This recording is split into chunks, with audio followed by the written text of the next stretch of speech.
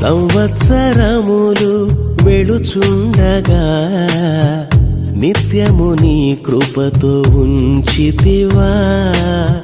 దినములన్నీ తరుగుచుండగా నీ దయతో నన్ను కాచితివా. నీకే